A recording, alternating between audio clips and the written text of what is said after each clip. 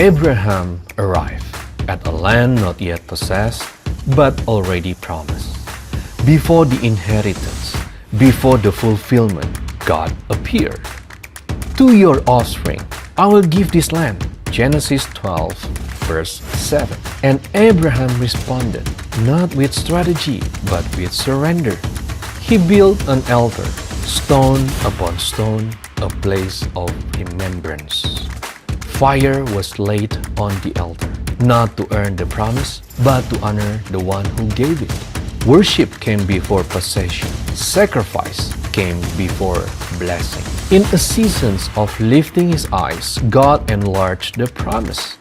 In seasons of laying things down, God established the inheritance. Worship and sacrifice became the evidence of faith.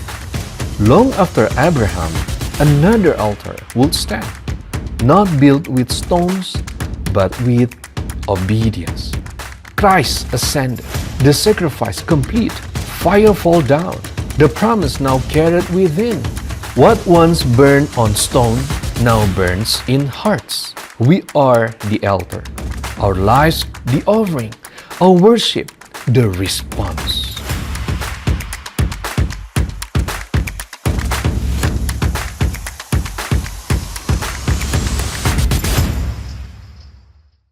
Tema kita masih sama, yaitu The Fire and the Altar.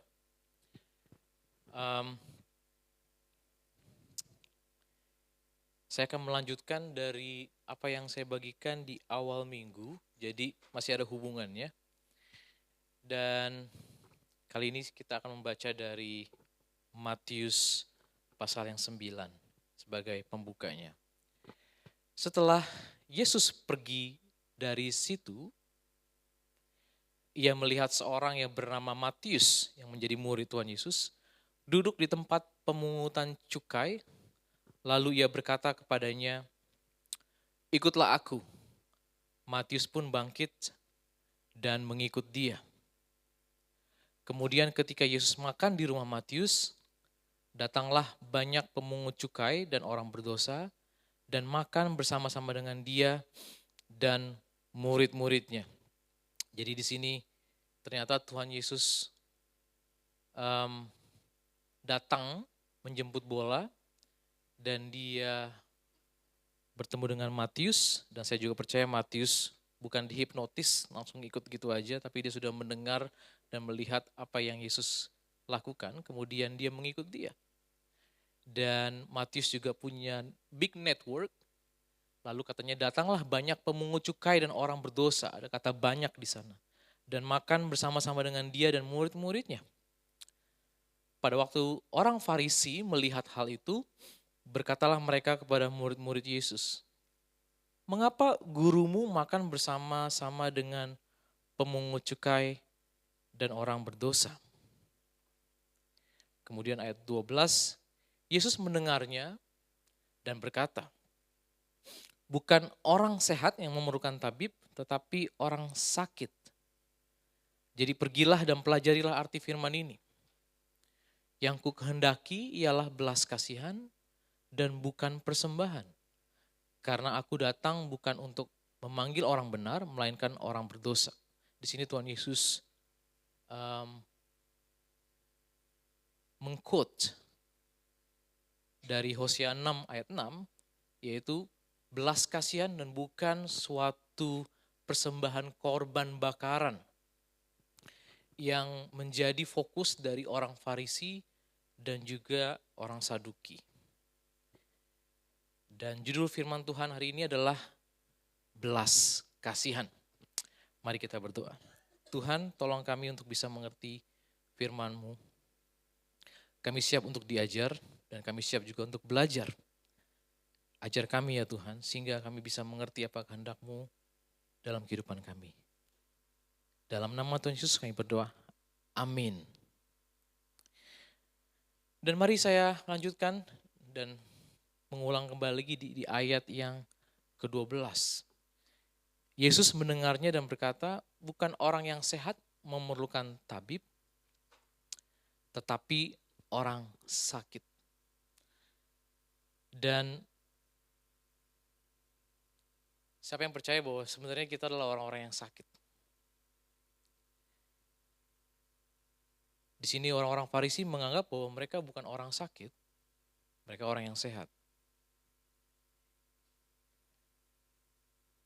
Untuk Tuhan Yesus mengajarkan prinsip ini, dan saya percaya bahwa kita juga harus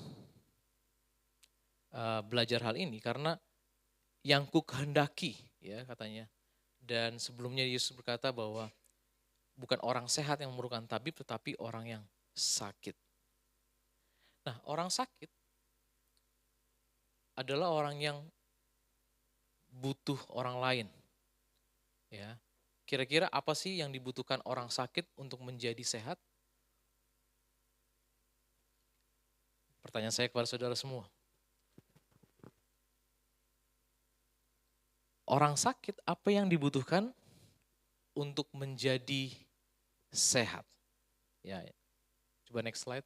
Ini pertanyaan yang mungkin perlu kita jawab bersama-sama. Bukan yang ini. Sebelumnya please. Oh enggak ada ya? Kok hilang?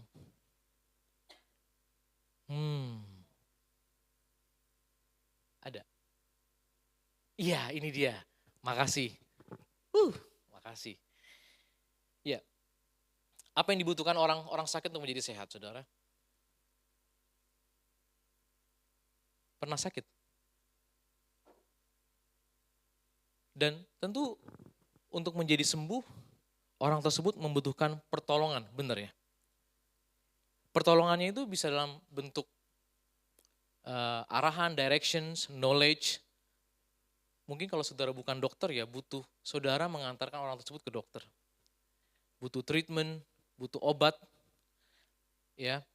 Dan dalam hal ini dari cerita yang kita baru baca, Tuhan Yesus menggambarkan dirinya sebagai tabib. Dan kita sebenarnya semua adalah orang-orang yang sakit. Dan dia tahu persis bahwa kita sakit. Dan tidak sama seperti kalau kita sakit fisikal, dokter menunggu di rumah sakit, dan kita datang ke dokter, benar ya? Tapi dalam hal ini, orang-orang yang berdosa ini sungkan datang ke rumah ibadah.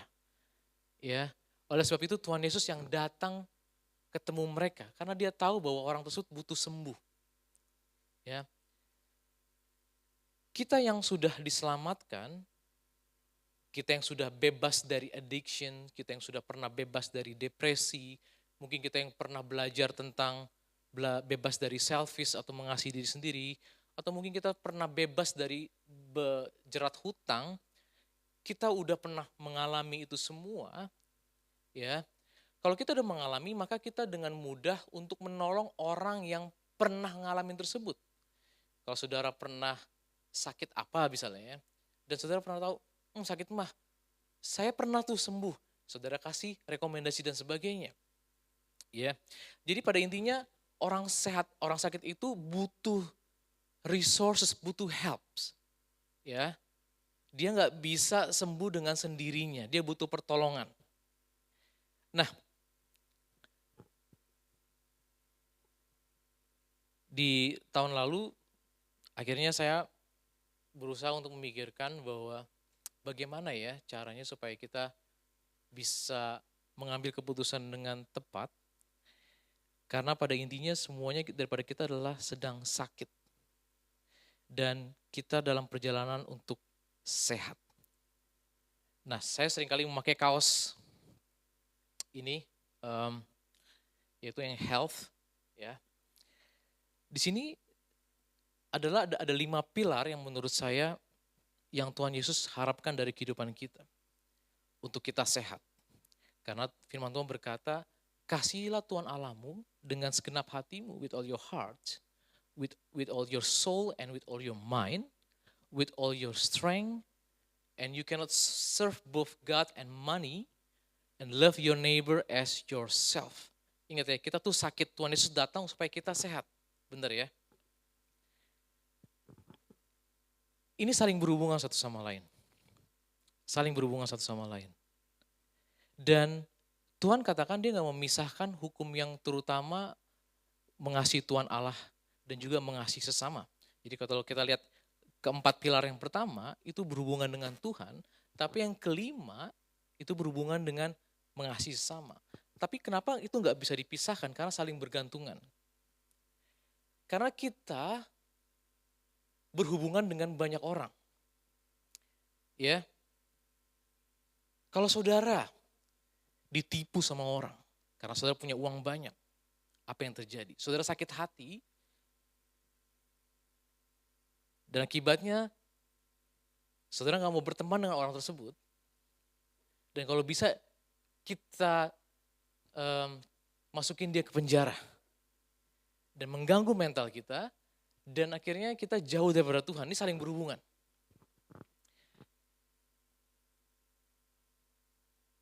Goal kita adalah bagaimana kita menjadi sehat di kelima pilar ini. Spiritual, untuk kita mengasihi Tuhan dengan segenap hati kita, jangan kita menganggap remeh atau mengesampingkan mental kita, mengesampingkan kesehatan kita, mengesampingkan memanage keuangan kita, apalagi membangun hubungan dengan sesama. Tadi kita lihat orang Farisi, mereka hanya cuma fokus kepada hal yang rohani. Sehingga mereka nggak bisa membangun hubungan dengan orang lain yang berdosa. Dan mereka nggak bisa menolong orang-orang yang berdosa tersebut untuk menjadi sehat. Tapi maunya Tuhan di sini adalah kita semua menjadi sehat. Ya, jadi tadi kita baca ada kata sick, ada kata sakit, dan ada kata sehat. Lalu jembatannya apa supaya setiap daripada kita bisa mengalami kesehatan. Nah, 5 pilar yang tadi saya sebutkan, itu ada perjalanannya. Yang saya sebut dengan ada level stage seeking, sama seperti sebuah benih, seeking, dia mencari. Ada suatu kayak kebutuhan, gue gak bisa begini terus nih, gue terjerat hutang nih. Mau gak mau saya harus bebas dari financial, gimana caranya. Mungkin ada orang bilang, dia baru menyadari, wah saya sekarang udah depressed nih. Dan dia menyadari bahwa aku harus mencari pertolongan. Itu namanya seeking stage. Ya. Dan dalam kesehatan, wah ini udah nggak bener nih. Kayaknya mah saya ini nggak bisa begini terus. Dia udah ada suatu stage untuk mencari, seeking. Nah sama seperti orang berdosa tersebut, yang tadi makan bersama-sama dengan Matius, mereka juga sebenarnya pengen mencari tahu bagaimana mereka bisa keluar dan mereka bisa hidup dalam kesehatan dengan Tuhan. Tapi mereka nggak tahu. Ya, kemudian ada stage yang namanya rooting. Ya, rooting itu dia setelah berusaha mencari dan dia mau tertanam dan dia mau bertumbuh. Ya, dan 2 minggu yang lalu kita belajar tentang kehendak Tuhan apa yang baik, yang berkenan dan yang sempurna atau mature. Nah ini saya coba mappingin. Dan kemudian ada stage namanya flourishing. Ya, flourishing itu tuh berbunga, itu menyenangkan. Karena saudara dan saya udah bisa memanage diri sendiri. Sudah bebas keluar dari hutang, sudah bisa manage kesehatan dengan baik, udah berhenti lagi untuk merokok dan sebagainya atau bergadang, udah bisa flourishing, ya. Dan kemudian ada stage berikutnya dalam 5 pilar itu adalah multiplying. Multiplying adalah saudara menjadi mentor buat orang lain yang bisa menolong supaya orang lain itu menjadi sehat. Jadi kita nggak selfish, kita udah pernah bebas dari hutang dan kita mau membantu orang untuk bisa bebas dari hutang. Itulah yang Tuhan Yesus lakukan, kenapa dia keluar menjemput bola, menolong Matius, menolong para pemungut cukai. Supaya mereka bisa mengalami suatu terobosan perjalanan dari sakit menjadi sehat. Nah kalau kita merasa bahwa kita nggak pernah sakit, maka kita terjebak dalam suatu trap yang dialami oleh orang-orang Farisi. Karena mereka pikir, no, we are okay. Nah kalau saudara dan saya berpikir bahwa saudara baik-baik saja, dan saudara tidak pernah mengalami ini, ada kemungkinan kita akan lebih ke arah judgment, tau gak? Ngeliat orang gitu, ngeliat orang pakai anting, rambutnya diwarna-warnain, terus kemudian kalau naik mobil gede-gede, deng-deng-deng. Kita berpikir cuman, dia orang gak beres dan sebagainya. Tapi kalau kita tarik ke belakang, telusuri lebih dalam, kenapa dia begitu, dan kalau kita pernah bebas daripada itu, maka pendekatan kita nggak lagi menjudge mereka, tapi lebih ke arah kasihan dia. Apa yang harus bisa saya tolong untuk mereka bisa menjadi sehat kembali. Ya. Dan ayat 13, Tuhan katakan, jadi pergilah dan pelajarilah arti firman ini. Yang ku kehendaki, yang Tuhan Yesus kehendaki, dari semua yang kita mau beri sama Tuhan, katanya adalah belas kasihan. Dan bukan persembahan, karena aku datang bukan untuk memanggil orang benar, melainkan orang berdosa. Nah, untuk bisa memahami maksud Tuhan ini, belas kasihan ini, maka saya mau mengajak saudara untuk belajar dari perikop yang lain. Apa sih maksud Tuhan dari belas kasihan ini? Karena kita disuruh pergi. Katanya, pergi dan pelajarilah. Artinya ini penting. Pergi dan pelajarilah. Ini gak bisa dianggap sepele. Kalau kita pernah menganggap hal ini sepele, saya mau mengulang lagi. Kita harus pergi dan belajar mengenai apa yang Tuhan Yesus mau, yaitu belas kasihan. Dan mari kita belajar dari suatu cerita orang Samaria yang baik hati. Ini adalah cerita yang Tuhan Yesus tinggalkan buat kita untuk kita pelajari. Ya, saya bacakan buat saudara. Kemudian berdirilah seorang ahli Taurat untuk mencobai Yesus, katanya. Nah, ahli Taurat itu zaman sekarang itu sama seperti lawyer. Ahli Taurat itu bisa orang Saduki, bisa juga orang Farisi. Orang Saduki itu adalah orang yang kerjanya di temple, fokusnya temple. Tapi orang Farisi dia adalah di sinagog-sinagog. Maka oleh sebab itu Tuhan Yesus tuh sering berinteraksi dengan orang Farisi karena mereka tersebar. Ya, dan di sini nggak disebutkan siapakah ahli Taurat ini, orang Farisi atau orang Saduki. Kata Yesus, dia mencoba Yesus katanya, "Guru, apa yang harus kuperbuat untuk memperoleh hidup yang kekal?" Jawab Yesus kepadanya, "Apa yang tertulis dalam hukum Taurat? Apa yang kau baca di dalamnya?"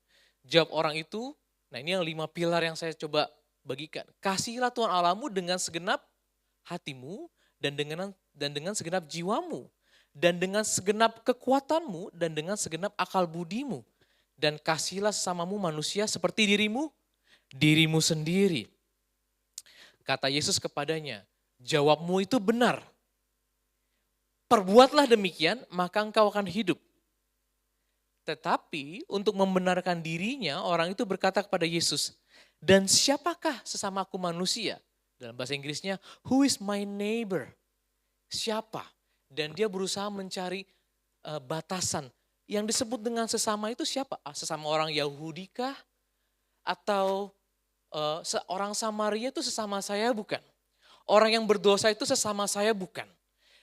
Dan orang Farisi ini mencari definisi tentang neighbor dan dia mau cari batasan, apa definisinya?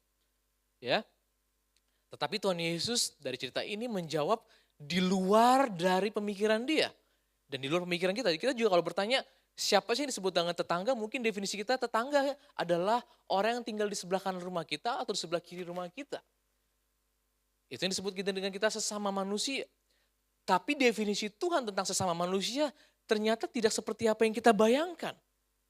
Mari kita belajar karena ini yang dikatakan sama Tuhan, kasihilah sesamamu manusia. Siapakah sesama itu? Jawab Yesus, nah ini yang kita perlu pelajari tentang belas kasihan. Adalah seorang yang turun dari Yerusalem ke Yeriko.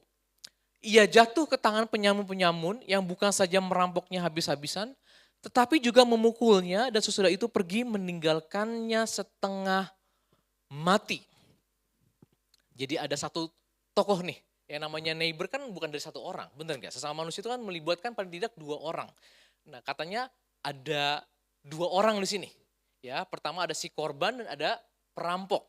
Apakah perampok itu tergolong disebut dengan sesama manusia?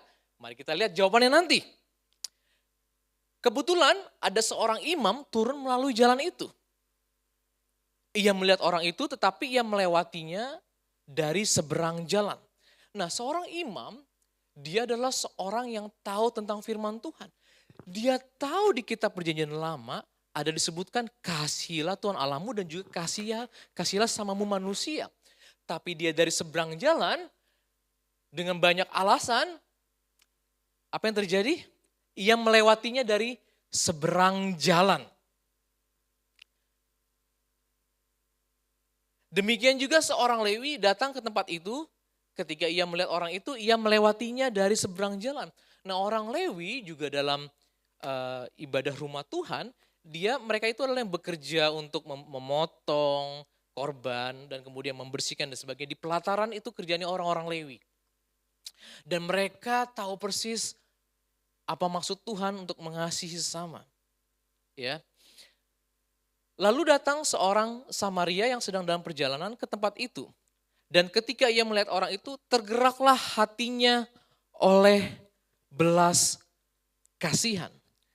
Nah, setiap daripada kita, saya percaya juga imam dan orang Lewi, setiap kita tuh punya built-in function yang saya sebut dengan empati. Jadi kalau saudara melihat orang nangis, orang jatuh, orang tertabrak, saudara akan melihat, kasihan. Itu yang disebut dengan empati. Dan setiap daripada kita punya itu. Tapi untuk melangkah menolong orang itu adalah hal yang lain. Itu yang disebut dengan compassion. Nah, empati ditambah inconvenience yang terjadi adalah sama seperti si imam dan orang Lewi.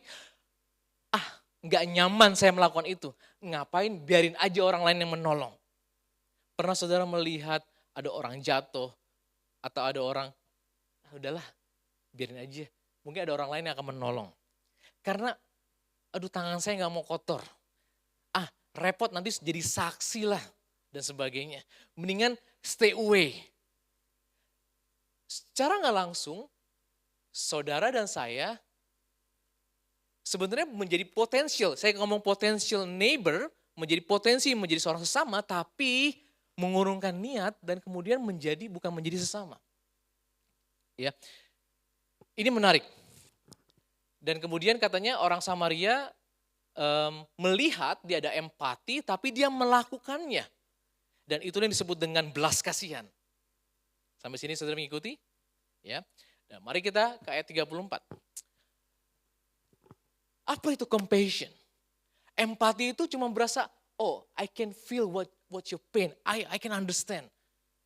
Tapi yang namanya compassion itu adalah melakukan sesuatu. Apa itu? Ia pergi kepadanya, lalu membalut luka-lukanya. Sesudah ia menyiramnya dengan minyak dan anggur. Saudara lihat di sini. Orang Samaria ini, dia tidak tahu itu stranger, dia tidak tahu itu temannya atau saudaranya. Dia tidak tahu, dia tidak mengenal orang tersebut. Kalaupun itu orang Yahudi, itu musuhnya dia. Tapi dia mengenyampingkan siapa orang tersebut. Dia pergi lalu membalut luka-lukanya. Ternyata orang Samaria ini punya kesehatan dalam mental. Karena dalam segi knowledge dia tahu tentang bagaimana membalut luka. Dan dia tahu apa yang harus dilakukan. Dan dia juga punya financial health. Dia punya perbekalan ternyata. Dia punya cadangan minyak, dia juga punya cadangan anggur. Dia tahu minyaknya itu digunakan untuk syuting dan anggurnya itu untuk antiseptik. Dan ternyata dia juga kuat, dia sehat. Kemudian ia menaikkan orang itu, dia butuh muscle bukan? Diangkat, mungkin legs muscle-nya tuh, back muscle-nya tuh kuat, diangkat. Dan dia juga punya keledai.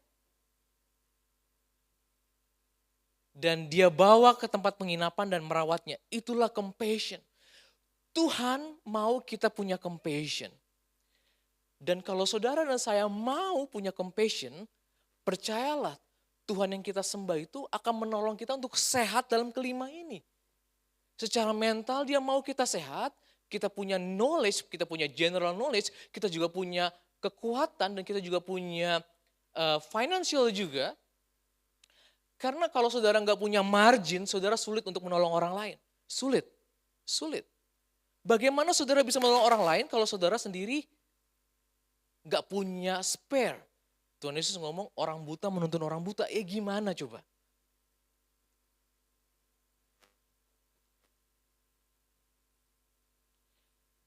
Dan bukan hanya itu, dia punya uang untuk naruh orang tersebut ke tempat penginapan. Mungkin dia bukan dokter, dia bukan tabib. Tapi dia tahu bahwa orang ini membutuhkan sesuatu yang dia sendiri dalam kekuasaan tangannya, dia punya resource untuk bisa memberikan, menolong kebutuhan orang tersebut. Walaupun dia stranger, dia nggak kenal orang itu. Tapi apa yang dibutuhkan orang tersebut ada di tangannya dia. Nah, kalau saudara pengen tahu siapa yang menjadi your neighbor, itu harus diuji waktu Anda mengalami krisis. You will find who is your true neighbor. Karena, mari saya lanjut. Saya udah tempted untuk ke poin berikutnya, tapi udahlah. Keesokan harinya, ya, ia mengeluarkan 2 dinar upah 2 hari dan memberikannya kepada pemilik penginapan itu. Dan dia juga punya social help menurut saya. Kenapa? Karena dia dikenal sama manajer hotel lah. Karena kan saudara bayangin, saudara naruh orang sakit, terus kemudian kamu yang rawat dia ya. Nah kalau saudara nggak kenal sama dia, itu siapa lu? Kan begitu.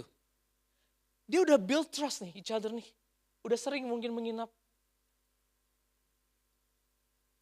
Dan mungkin dia juga punya bisnis. Saya harus pergi ya, saya harus pergi. Rawatlah dia dan jika kau belanjakan lebih dari ini, aku akan menggantinya. Jadi orang Good Samaritan itu punya 5 pilar sebenarnya menurut saya. Ya, dia sehat dalam spiritual, dia sehat dalam mental, dia sehat dalam physical, dia sehat dalam financial, dan dia juga sehat dalam social. Ini yang Tuhan mau. Kalau saudara baca di Alkitab waktu Tuhan Yesus hadir di muka bumi ini, dia itu adalah Tuhan yang perkasa, dia bisa menyembuhkan. Tapi kalau saudara lihat saat dia berjalan kemana-mana, dia itu selalu membawa compassion. Tergeraklah hatinya oleh belas kasihan, disembuhkan. Tergeraklah hatinya oleh belas kasihan, tergeraklah hatinya oleh belas kasihan. Dan belas kasihan itu dibutuhkan untuk menyembuhkan orang. Di balik belas kasihan itu ada power sebenarnya. Ada resources yang Tuhan mau kasih melalui kita. Jangan heran kalau ada orang sakit melalui saudara tumpangkan, tangannya sembuh. Karena tujuannya bukan karena saya mau tenar, tapi ada compassion. I want that person to be health. Nah masalah percepatannya sembuhnya berapa lama itu tergantung Tuhan. Kalau memang mukjizatnya itu dikasih dia akan cepat. Kalau kita lihat baca dalam perjanjian baru Tuhan Yesus saat berjalan kemana-mana dia sibuk melayani, pergi ke sini dia cuma 3,5 tahun. Dan karena itu saat lagi orang membutuhkan physical health sembuh langsung. Tapi kita harus tahu poinnya. There is a state sick and we want to help people to be healthy. Dibutuhkan compassion untuk bisa menolong orang dari dari sakit menjadi sehat. Masalah resource-nya yang dibutuhkan untuk saudara menolong, it's not your concern. Why? Karena kalau saudara mau, maka Tuhan akan mencukupinya. Ini yang dikasih contoh Good Samaritan. Orang Samaria yang baik. Dia bukan orang miskin, dia orang punya. Ngerti ya saudara ya? Nah, dunia ini, kan seperti saya bilang 2 minggu yang lalu. By default kita ini sebenarnya orang yang berdosa, orang yang mati, yang gak terhubung sama Tuhan. Bahkan saya katakan di ayat Alkitab dikatakan bahwa kita adalah jahat dari sejak kecilnya. Nah oleh karena itu kita mau mengikuti kehendak Tuhan, ada transformasi dari empati saja. Karena empati itu adalah hardwired. Kita udah didesain punya empati. Tapi Tuhan mau transform diri kita supaya punya compassion. Makanya dibilang pergilah dan pelajarilah ini. Yang ku kehendaki ialah belas kasihan. Yang Tuhan mau dari kita semua di tempat ini adalah belas kasihan. Karena belas kasihan adalah a choice. Belas kasihan, compassion is not a noun. Bukan hanya kata benda, tapi itu adalah kata kerja, kata pilihan. Pilihan kita untuk mau menolong orang lain. Karena empati, setiap daripada kita punya empati. But compassion is a choice to help these sick people to be healthy. Saya mau katakan, empathy is feeling another's pain. Compassion is choosing to do something about it. Ya, empati adalah suatu perasaan bahwa kita bisa merasakan apa yang orang rasakan, tetapi compassion adalah untuk memilih kita melakukan sesuatu untuk menolong orang tersebut.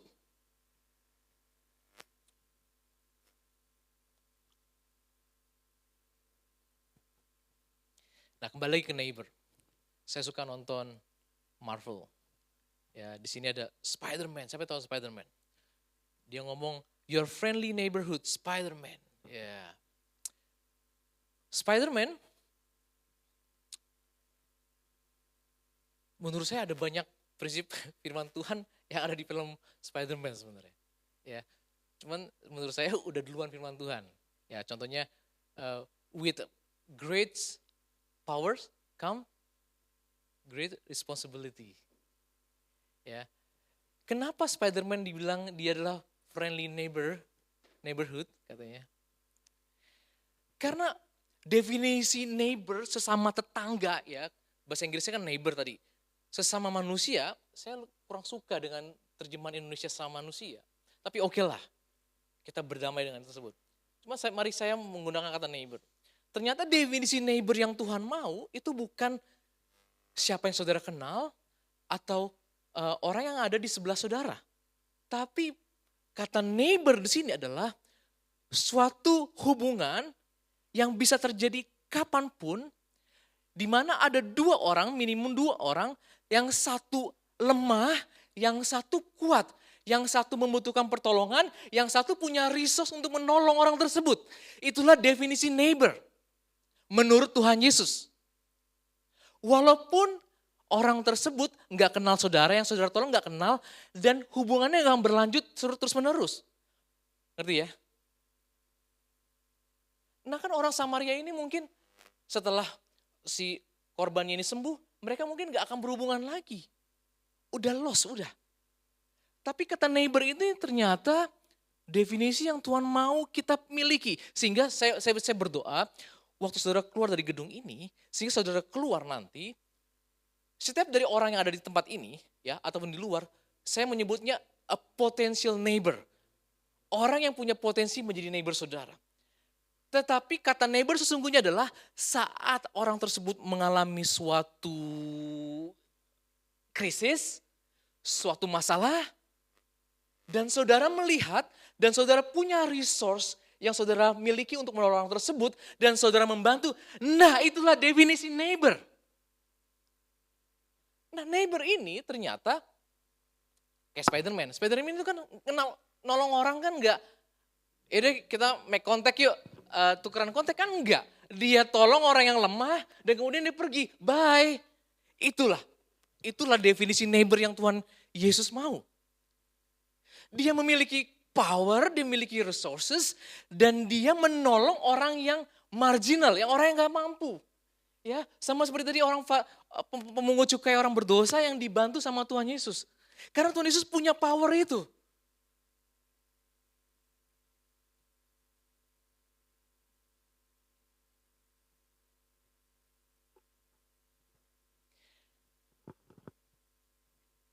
Saya yakin setiap daripada kita sampai hari ini di tempat ini ada neighbor-neighbor yang di masa lalu yang menolong saudara sehingga saudara bisa sampai di tempat ini. Dan your neighbor itu seasonal. Mungkin saudara nggak hubungan lagi sama dia. Tapi saudara tahu dia menolong saudara waktu saudara sedang lemah. Nah, kata Tuhan Yesus, pergilah dan lakukanlah demikian. Itu dia. Sehingga saat saudara nanti keluar dari tempat ini, ada orang nih di luar, saudara suka ke Addington, kadang-kadang ada banyak orang homeless. Dia cuma minta, aku mau minta change dong. Memang masalah change sekarang koin saya nggak bawa. Ya, tapi saya tahu dia lapar. Akhirnya saya bilang, udah masuk, saya bawa ke Burger King, kamu mau pesan apa? Pesan deh. Ya kan karena kita kan di New Zealand kan udah semuanya EFTPOS kan, udah PayWave gitu, kita nggak punya koin. Tapi karena dia punya masalah, dan saya juga nggak tahu orang itu siapa, bener nggak? Kita tolong. Nah saya berdoa nanti kita keluar dari tempat ini, saudara akan melihat punya perspektif yang berbeda, how to be a neighbor.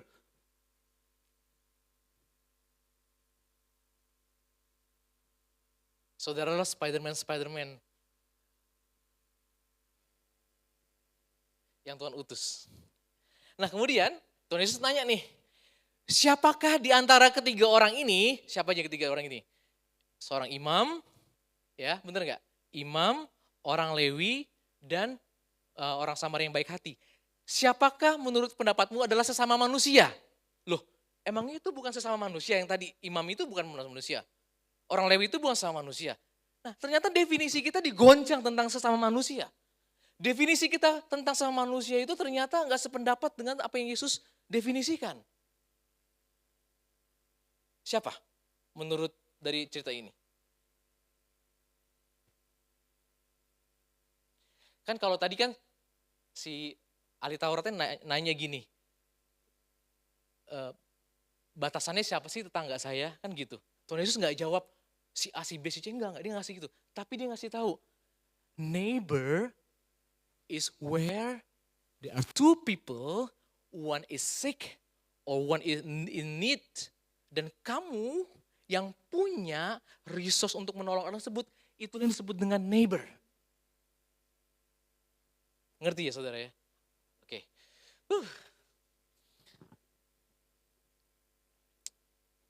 Nah saya simpulkan segini. Neighbor adalah when sick person or sick people plus your compassion. Nah kata compassion itu jangan empati. Karena compassion itu adalah bukan hanya sekedar feeling tapi action. Saudara mau punya resource untuk membantu menolong orang tersebut untuk menjadi sehat. Jadi harus ada tujuannya, ada kata healthy di sana, ada kata sehat di sana.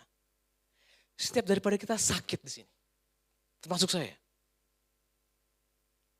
And we need other people yang sehat untuk menolong kita. Mungkin saudara sehat dalam hal financial, puji Tuhan. Bantulah orang yang masih terjerat dengan hutang. Bantu mereka bagaimana bikin budgeting, bagaimana spending. Orang yang susah sulit bergaul, ya, sulit untuk memaafkan. Katanya apa? Bantu. Supaya mereka itu bisa keluar dan menjadi orang yang sehat. Sehingga dari kata seeking, ya, dari state seeking, mencari, gue butuh kebutuhan nih, tolong dong, tolong. Nah kemudian kalau dia nggak ditolong, nggak ada orang yang jemput dia, nggak ada orang yang membuatnya melangkah gitu ya. Maka sulit untuk menjadi rooting stage. Di mana dia tertanam dan dia mulai bertumbuh, oh ini tuh rasanya, ada panas, ada kelembapan, oh ini ya. Tapi dia stay di situ dan dibantu sehingga flourishing, dia berbunga dan karena berbunga itu pleasing, dia bisa independen dan kemudian bantu dia untuk menjadi mentor supaya dia bisa multiplying other people. Nah, di gereja ini saya mau saudara semuanya bisa menjadi mentor pada akhirnya. Karena saya percaya setiap daripada kita tuh punya suatu kelebihan. Saya yakin itu. Tapi kalau kita bisa melihat ternyata ada orang yang sakit dan kita punya resource tersebut dan kita tahu bahwa membantu mereka untuk sehat, just do it. Ayo. Nah musuhnya cuma ini doang, inconvenient. Itu doang musuhnya. Saudara kan untuk mentoring orang kan harus punya spend waktu, bener gak? Setiap minggu mungkin berapa jam lah untuk ayo one on one. Track dia gimana caranya supaya dia bisa menjadi sehat kembali. Track, kasih dia homework dan sebagainya. Nah masalah untuk jadi healthy-nya ada waktu. Tapi serahkan waktu itu ke Tuhan. Karena kalau memang Tuhan izinkan dia sembuh dalam seminggu, jadilah demikian. Di luar kontrol kita. Amin saudara. Belas kasihan bukan sekedar kata benda tetapi kata kerja. Pilihan untuk menolong orang yang bersinggungan dengan kita. Nah jawab orang itu. Orang yang ditanya kepada ahli Taurat itu. Ahli Taurat itu menjawab, orang yang telah menunjukkan belas kasihan kepadanya, kata Yesus kepadanya, pergilah dan perbuatlah demikian. Ternyata Tuhan mau kita untuk pergi. Kalau kita belum mengerti betapa besarnya kasih Tuhan, kalau kita belum mengerti betapa besar hutangnya kita sama Tuhan, dan Tuhan sudah buat kita lunas, maka sulit kita untuk punya compassion, belas kasihan. Sulit menurut saya. Karena ada cerita di Alkitab, ini nggak ada di ayatnya, saya nggak taruh di layar, tapi ada cerita di Alkitab seperti ini. Ada seorang yang berhutang 1.000 talenta. Itu gajinya sekitar 20 tahun lebih. Dia harus 20 tahun kerja lebih, itu hutangnya 1.000 talenta. Dia nggak bisa bayar. Dan kemudian rajanya bayar. Terus kemudian karena kamu nggak bisa bayar, anakmu, istrimu, dan kamu harus dijual. Hanya untuk membayar hutang tersebut. Lalu yang orang berhutang itu ngomong gini, dia bersujud, duh mohon belas kasihan, nanti, sabar ya katanya, nanti saya bayar. Nah si raja itu tergerak oleh belas kasihan katanya. Lalu dibilang, ya udah aku ampuni kamu. Dan orang yang sama, yang diampuni itu, dia keluar dan ada sesamanya yang berhutang, hutangnya cuma 100 hari kerja. Dan dia bilang, sama, perkataan sama, jawab, dia cuma bilang gini, sabarlah, nanti hutangku kubayar. Perkataan yang sama yang dikatakan kepada raja, dia katakan, dia mendengarnya juga dari hambanya itu, dari temannya itu. Dan dia ngomong, dicekek dia, enggak, kamu harus bayar. Lalu dikirim, masukin ke penjara. Padahal hutangnya dia lebih kecil daripada, hutang orang tersebut lebih kecil daripada hutangnya sendiri terhadap raja. Dan Tuhan Yesus ngomong begini katanya. Akhirnya si hamba itu marah karena ada hukum yang akan saya bahas next week. The law of mercy. The law of mercy adalah kalau saudara dikasih belas kasihan sama Tuhan dan saudara nggak mau kasih belas kasihan kepada orang lain, maka Bapa di surga berhak. Maka kita berdoa berhak untuk menghukum saudara. Maka kita berdoa dalam berdoa Bapa kami, ampunilah kami sama seperti kami mengampuni orang yang bersalah kepada kami. That's the law of mercy. Kalau kita diampuni sama Tuhan, Tuhan berkati saudara, saudara bisa tinggal, saudara punya kecukupan dan saudara nggak membantu, nggak punya compassion, maka dikatakan di ayat terakhirnya gini. Saya nggak bawa ayatnya sih. Bapamu yang di surga akan berbuat demikian kepadamu. Itu keras, ya. Ini yang saya harapkan buat kita semua di tempat ini. Katakan sama-sama, compassion, belas kasihan. Ya. Belas kasihan dibutuhkan saat kita membangun neighbor. Neighbor itu adalah temporary atau ad hoc relationship yang didesain untuk supaya kita dengan resource yang kita punya menolong orang lain yang membutuhkan. Jadi ada kata membutuhkan, in need, atau ada sakit di sana dan kita punya resource untuk membantunya. Orang yang sakit butuh dokter, mungkin kita bukan dokter, but di New Zealand mungkin berbeda ya. Tapi kalau di Indonesia kita butuh menolong orang tersebut untuk bisa bayar ke dokter dan sebagainya dengan semampu kita. Tapi di sini mungkin paling tidak anterin dia lah. Jangan, oh iya, oh sakit ya, oh iya, udah. No, ngerti ya?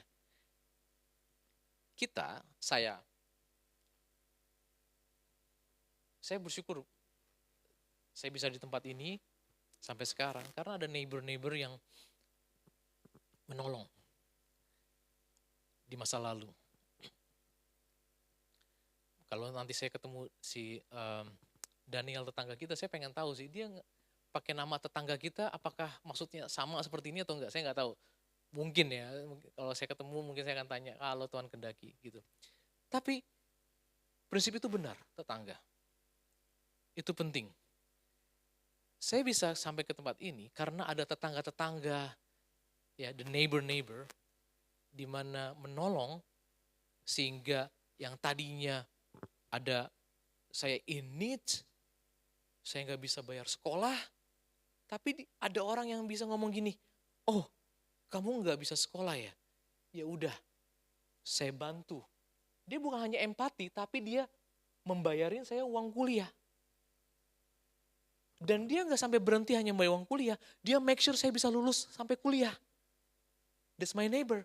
Walaupun sampai hari ini saya nggak intens kontak sama dia, but because he was my neighbor, dan Tuhan mau kita juga berbuat sama. Oleh karena itu, saya orangnya nggak terlalu mikir dua kali kalau misalnya ada orang, aduh tolong bantuin saya dong, anak saya nggak bisa. Oh iya, sebantu saya akan kasih. Dia bilang kalau mungkin pinjem dong dan sebagainya. Saya tahu kata pinjem itu adalah kata yang halus ya untuk nanti kalau saya punya, saya akan kembalikan. Tapi saya mengerti prinsip Alkitab. Kalau ada orang meminjam kepada saudara, jangan berharap kembali. Jadi saya ngomong, daripada kamu pusing mikirin, saya punya budget segini, saya kasih, jangan minjem. Gitu. Karena kita mau menolong orang tersebut untuk bisa menjadi sehat. Nah kalau kita nggak bisa begini saudara, saya takut kita semua jadi judgmental. Gue nggak bergaul sama dia. Kalau dalam hal rohani, nanti gue jadi kebawa dan sebagainya. Bayangin Tuhan Yesus saja bergaul sama orang-orang berdosa. Karena dia tahu bahwa mereka sakit dalam spiritual, mereka butuh pertolongan. Amin saudara. Saudara mau pulang dari tempat ini untuk bisa menjadi good Samaritan, orang-orang yang sama yang murah hati. Kalau saudara mau, jangan kaget. Resources di belakang ini, karena saudara udah tahu why-nya, ya, kemudian Tuhan akan mencukupkan saudara dengan kelimpahan. Ya, dengan kelimpahan. Kelimpahan knowledge, kelimpahan saudara bisa sehat, saudara tahu bagaimana menolong orang lain, saudara punya good mental health, saudara bisa menolong orang lain, ya.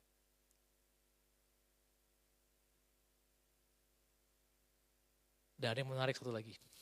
Tuhan Yesus ngomong gini, kan tadi kita ngomongin neighbor ya. Tuhan ngomong gini, kan kasihlah sama manusia. Dia juga nambahin satu lagi, kasihilah musuhmu. Itu next level lagi.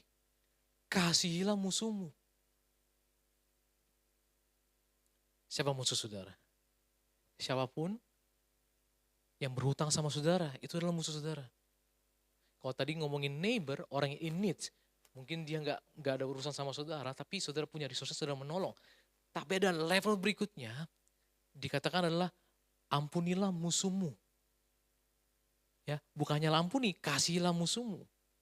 Nah kalau kita bisa aplikasikan kepada hubungan suami istri, orang tua dan anak, sakit gak? Sakit saudara. Dan kita harus belajar let go untuk melepaskan pengampunan. Saya udah hampir selesai, tolong siap